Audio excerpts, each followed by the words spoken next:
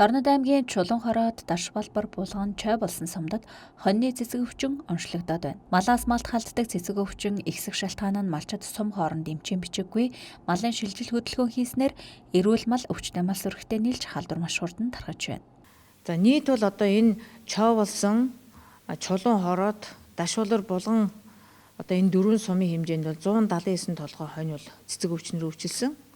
За үүнээс бол одоо малчид бол өөрснөө бол хүсэлтээрээ бол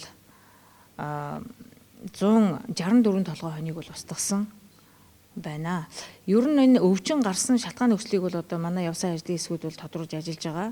Тэгэхээр бол хамгийн гол нь бол малын хяналтгүй шилжилт хөдөлгөөн, ялангуяа эцэг мал одоо бог малын хийлтүүлэг бол 11 сард бол хийгддэг. Тэгээд өнгөрсөн жил бид нар бас одоо малын гоц салбар төвчний асуудал тайван бос байгаа учраас бог малын хийлтүүлэг хийхдээ одоо хуц ухныг бол бид нэр тодорхой хяналтайгаар явуулаарай гэдгийг сумдад чиглэл өгсөн боловч харамсалтай нь бас малчид бас зарим тохиолдолд хариуцлагагүй хандаж одоо гарал үүсэн тодорхойгүй малын дэндээс авчирч одоо ингээд энэ асуудал бол хүндэрж байна. Одоо тухайлбал Дашбалбар сумд гэхэд бол одоо бас яг хуцсны суурин дээр бол өвчлөл гарцсан байгаа.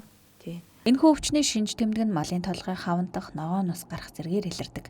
Гэвч иргэд ямар нэгэн шинж тэмдэгт дур мэдэн эм тариа хэрэглэж байгаа нь өвчнийг хүндрүүлэх шалтгаан болж байна.